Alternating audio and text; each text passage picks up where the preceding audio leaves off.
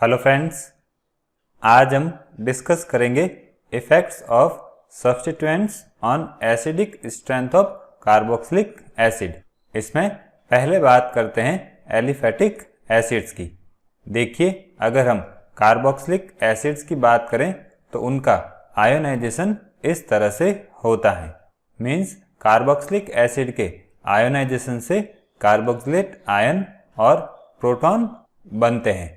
अब देखिए, अगर बनने वाले कार्बोक्सिलेट आयन की स्टेबिलिटी ज़्यादा होती है तो उस केस में ये इक्विलिब्रियम फॉरवर्ड डायरेक्शन में प्रोसीड होता है।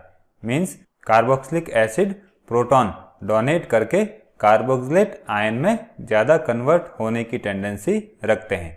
तो जितना ज़्यादा प्रोटॉन डोनेट होगा, कार्बोक्सिलिक एसिड की एसिडिक स्ट्रेंथ उतनी ही ज़्यादा रहेगी। अब देखिए, अगर हम कार्बोक्सिलेट आयन के नेगेटिव चार्ज की बात करें तो वो जितना ज़्यादा बढ़ता है, कार्बोक्सिलेट आयन की स्टेबिलिटी उतनी ही कम होती है। और कार्बोक्सिलेट आयन की स्टेबिलिटी अगर कम होती है तो उसकी एसिडिक स्ट्रेंथ भी कम हो जाती है। तो यहाँ पर हम कुछ ऐसे ग्रुप्स डिस्कस करेंगे जो कि कार्बोक्सिलेट आयन के नेगेटिव चार्ज को या तो इंक्रीज करते हैं या वो डिक्रीज करते हैं। देखिए, ऐसे ग्रुप जो कि कार्बोक्सिलेट आयन के नेगेटिव चार्ज को डिक्रीज करते हैं तो उससे कार्बोक्सिलेट आयन की स्टेबिलिटी बढ़ेगी, और जब स्टेबिलिटी बढ़ती है तो एसिडिक स्ट्रेंथ भी बढ़ेगी। और ऐसे ग्रुप्स जो कि कार्बोक्सिलेट आयन के नेगेटिव चार्ज को इंक्रीज करते हैं तो उससे कार्बोक्सिलेट आयन की स्टेबिलिटी डिक्रीज होती है, और जब स्टेबिलिटी डिक्रीज होती है तो एसिडिक स्ट्रेंथ भी डिक्रीज होती है। पहले बात करते हैं इलेक्ट्रॉन डोनेटिंग ग्रुप्स या प्लस आई इफेक्ट वाले ग्रुप्स के बारे में। देखिए, अगर हम इलेक्ट्रॉन डोनेटिंग ग्रुप या प्लस आई इफेक्ट वाले ग्रुप की बात करें तो ये इलेक्ट्रॉन डोनेट करते हैं और एनायन के नेगेटिव चार्ज को इंक्रीज कर देते हैं। तो इससे कार्बोक्सिलेट एनायन डिस्टेबलाइज होता है और एसिडिक स्ट्रेंथ डिक्रीज हो जाती है। देखिए, ये हो गए कुछ प्लस आई इफेक्ट वाले ग्रुप। इस ग्रुप का प्लस आई इफेक्ट सबसे ज़्यादा होता है, तो इसी वजह से इस एसिड की स्ट्रेंथ सबसे कम होगी। फिर बात करते हैं इलेक्ट्रॉन अट्रैक्टिंग ग्रुप्स या माइनस आई इफेक्ट वाले ग्रुप्स के बारे में।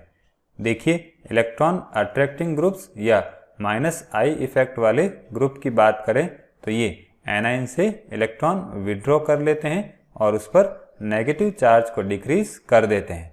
तो इस तरह से कार्बोक्सिलेट एनायन स्टेबलाइज होता है और उसकी एसिडिक स्ट्रेंथ इंक्रीज हो जाती है। ये हो जाएगा एसिडिक स्ट्रेंथ का सीक्वेंस।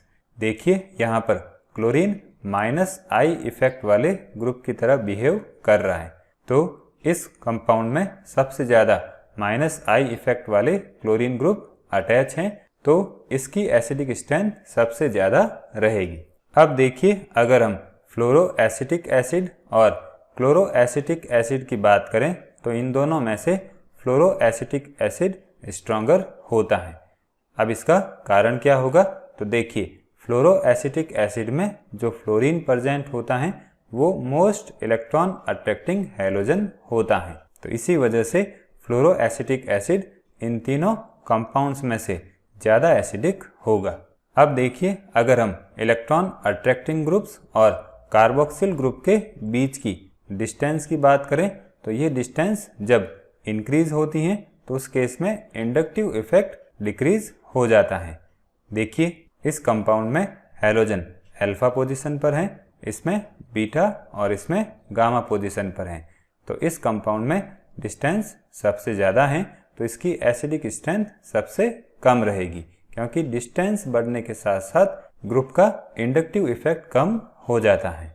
फिर बात करते हैं एरोमेटिक एसिड्स की। तो देखिए, एरोमेटिक एसिड्स में जो कार्बोक्सिलिक ग्रुप होता है वो एरोमेटिक रिंग के साथ डायरेक्टली अटैच होता है, और जो एरोमेटिक रिंग है वो माइनस आई इफेक्ट और प्लस आर इफेक्ट दोनों शो करती हैं। देखिए, अगर हम बेंजीन रिंग या फिनाइल ग्रुप के माइनस आई इफेक्ट की बात करें तो वो इलेक्ट्रॉन अट्रैक्ट करेगा। और अगर हम फिनाइल ग्रुप या बेंजीन रिंग की बात करें तो ये -I इफेक्ट के साथ साथ +R इफेक्ट भी शो करती हैं। अब -I और +R दोनों इफेक्ट एक दूसरे के ऑपोजिट होते हैं, फिर भी यहाँ पर +R इफेक्ट प्रीडोमिनेट करता है। अब देखिए, अगर हम फिनाइल ग्रुप के ओवरऑल इलेक्ट्रॉन डोनेटिंग इफेक्ट की बात करें तो वो एल्काइल ग्रुप के +I इफेक्ट के कंपैरिजन में वीकर होता है। तो इसी वजह से जो अनसब्स्टिट्यूटेड एरोमेटिक कार्बोक्सिलिक एसिड्स होते हैं वो अनसब्स्टिट्यूटेड एरोमेटिक एसिड्स के कंपैरिजन में स्ट्रॉन्गर होते हैं। देखिए, अगर हम एसिटिक एसिड की बात करें तो यहाँ पर मिथाइल ग्रुप का +I इफेक्ट स्ट्रॉन्ग होता है, तो इसी वजह से ये कार्बोक्सिलेट एनाइन को डिस्टेबलाइज करेगा और इसकी एसिडिक स्ट्रेंथ डिक्रीज हो जाएगी। अब अगर हम बेंजोइक एसिड की बात करें तो इसमें फिनाइल ग्रुप प्रेजेंट है। ये -I इफेक्ट और +R इफेक्ट दोनों शो करता है, लेकिन अगर हम ओवरऑल इलेक्ट्रॉन डोनेटिंग इफेक्ट की बात करें तो इसमें +R इफेक्ट प्रीडोमिनेट करेगा, लेकिन ये +R इफेक्ट मिथाइल ग्रुप के +I इफेक्ट के कंपैरिजन में वीक होता है। तो ये कार्बोक्सिलेट एनाइन के नेगेटिव चार्ज को उतना इंक्रीज नहीं करेगा। तो इस वजह से बेंजोइक एसिड की एसिडिक स्ट्रेंथ एसिटिक एसिड के कंपैरिजन में ज़्यादा होती हैं। अगर हम फॉर्मिक एसिड की बात करें तो इसमें कोई भी मिथाइल ग्रुप प्रेजेंट नहीं है, तो इस वजह से इसकी एसिडिक स्ट्रेंथ बेंजोइक एसिड और एसिटिक एसिड के कंपैरिजन में ज़्यादा रहेगी। अब बात करते हैं एरोमेटिक एसिड्स की एसिडिक स्ट्रेंथ पर सब्स्टिट्यूएंट्स का इफेक्ट क्या होता है। तो देखिए, अगर बेंजीन रिंग के साथ इलेक्ट्रॉन विड्रॉइंग ग्रुप अटैच होता है तो वो कार्बोक्सिलेट एनाइन के नेगेटिव चार्ज को डिक्रीज कर देगा, तो इससे कार्बोक्सिलेट एनाइन स्टेबलाइज होगा और एसिडिक स्ट्रेंथ इंक्रीज हो जाएगी। और अगर बेंजीन रिंग के साथ इलेक्ट्रॉन डोनेटिंग ग्रुप प्रेजेंट हैं तो ये कार्बोक्सिलेट एनाइन के नेगेटिव चार्ज को इंक्रीज करेगा, जिससे कार्बोक्सिलेट एनाइन की स्टेबिलिटी डिक्रीज होगी और एसिडिक स्ट्रेंथ भी डिक्रीज होगी। अब देखिए, अगर सब्स्टिट्यूएंट्स मेटा या पैरा पोजीशन पर प्रेजेंट होते हैं तो उस केस में एरोमेटिक एसिड्स की एसिडिक स्ट्रेंथ पर क्या इफेक्ट पड़ता है। पहले बात करते हैं इलेक्ट्रॉन विड्रॉइंग ग्रुप की। तो देखिए, अगर इलेक्ट्रॉन विड्रॉइंग ग्रुप पैरा और मेटा पोजीशन पर प्रेजेंट होता है तो उस केस में पैरा आइसोमर की एसिडिक स्ट्रेंथ मेटा आइसोमर के कंपैरिजन में ज़्यादा होती है। अब इसका रीज़न क्या होगा, तो देखिए, यहाँ पर nitro group electron withdrawing group की तरह बिहेव कर रहा है, तो ये -I इफेक्ट शो करता है, और जब बेंजीन रिंग में रेजोनेंस होता है तो वो पैरा पोजीशन पर भी होता है, तो -I इफेक्ट के साथ साथ ये -R इफेक्ट भी शो करता है। अब देखिए, अगर ये नाइट्रो ग्रुप मेटा पोजीशन पर प्रेजेंट होता है तो ये I इफेक्ट तो शो करेगा, लेकिन यहाँ पर ये -R इफेक्ट शो नहीं करेगा। तो इसी वजह से पैरा पोजीशन पर present electron withdrawing group carboxylate anion को ज़्यादा स्टेबलाइज करेगा और as a result para isomer की एसिडिक स्ट्रेंथ मेटा के कंपैरिजन में ज़्यादा होगी। अब इलेक्ट्रॉन डोनेटिंग ग्रुप की बात करें तो इस केस में जो पैरा आइसोमर होता है वो मेटा आइसोमर के कंपैरिजन में वीक होता है।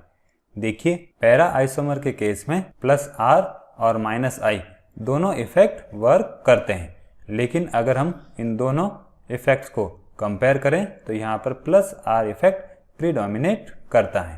तो +R इफेक्ट की वजह से कार्बोक्सिलेट आयन का नेगेटिव चार्ज इंक्रीज होगा और उससे इसकी एसिडिक स्ट्रेंथ कम हो जाएगी, तो इसी वजह से पैरा आइसोमर की एसिडिक स्ट्रेंथ कम होती हैं। और अगर हम मेटा आइसोमर की बात करें तो यहाँ पर सिर्फ -I इफेक्ट ही वर्क करेगा, यहाँ पर +R इफेक्ट वर्क नहीं करेगा। और अगर हम इन दोनों को कंपेयर करें तो यहाँ पर +R इफेक्ट ज़्यादा इफेक्टिव होता है, या जो +R इफेक्ट हैं वो -I इफेक्ट के कंपैरिजन में आउटवेट होता है, तो यहाँ पर हम -I इफेक्ट को कंसिडर नहीं करेंगे। तो इसी वजह से जो मेटा आइसोमर हैं वो पैरा आइसोमर के कंपैरिजन में स्ट्रॉन्गर एसिड होता है। फिर बात करते हैं ऑर्थो इफेक्ट की। देखिए, अगर हम ऑर्थो आइसोमर्स की बात करें, चाहे उसमें इलेक्ट्रॉन डोनेटिंग ग्रुप अटैच हो या इलेक्ट्रॉन विड्रॉइंग ग्रुप अटैच हो, तो वो हमेशा मेटा और पैरा आइसोमर्स के कंपैरिजन में स्ट्रॉन्गर एसिड्स होते हैं। तो इसी इफेक्ट को हम ऑर्थो इफेक्ट कहते हैं। अब इस इफेक्ट की बात करें तो ये स्टेरिक और इलेक्ट्रॉनिक फैक्टर्स के कॉम्बिनेशन की वजह से होता है। ये हो जाएगा टोल्यूक एसिड के ऑर्थो, मेटा और पैरा आइसोमर की एसिडिक स्ट्रेंथ का कंपैरिजन बेंजोइक एसिड के साथ। इसमें ऑर्थो टोल्यूक एसिड की एसिडिक स्ट्रेंथ सबसे ज़्यादा रहेगी।